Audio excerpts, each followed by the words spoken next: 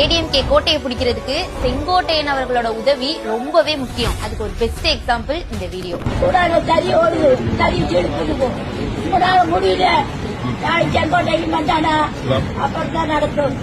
இந்த அளவு அடித்தட்டு மக்கள்கிட்ட ரொம்பவே உணர்வு பூர்வமா கோபிச்செட்டிப்பாளையத்துல போய் சேர்ந்திருக்காரு செங்கோட்டையன் அவர்கள். ஒரு முறை இல்ல, 2 முறை இல்ல, கிட்டத்தட்ட 8 முறை சட்டமன்ற உறுப்பினரா தேர்ந்தெடுக்கப்பட்டிருக்காரு. கடந்த முறை தேர்தல்ல கிட்டத்தட்ட 28,563 ஓட்டு வித்தியாசத்துல வின் பண்ணிருக்காரு. இந்த முறை 2026 தேர்தலையும் கோபிச்செட்டிப்பாளையத்தை பொறுத்தவரையும் ஏடிஎம்கே கைகள் தான் வாங்கியிருக்கு. இவங்களை எதிர்த்து டிஎம்கேவா இருக்கட்டும், என்டிகேவா இருக்கட்டும், இல்ல புது வரவான டிவிகே கூட வந்தாலும் கோபிச்செட்டிப்பாளையத்துல ஏடிஎம்கே ரொம்பவே ஸ்ட்ராங்கா இருக்காங்க. கொங்கு மண்டலத்தை ஏடிஎம்கே கைக்குள்ள வச்சுக்கிறதுக்கு கட்சி செல்வாக்க தாண்டி இந்த மாதிரியான தனி மனிதனோட செல்வாக்கு ரொம்பவே தேவைப்படுது. இன்னொரு முக்கியமான விஷயம், செங்கோட்டையன் அவர்களை பத்தி ஒரு சின்ன மித்து இருக்கு. ஏன்னா 4 தாட்டி ஜெயிச்சா 1 தாட்டி தோப்பாங்களாம். பழைய ஸ்ட்ரீக்ல 4 முறை ஜெயிச்சதுக்கு அப்புறம் தோத்துருக்காரு. இப்போ தொடர்ந்து 4 முறை ஜெயிச்சிருக்காரு. 26ல என்ன ஆகும்னு மறக்காம கமெண்ட்ல சொல்லுங்க.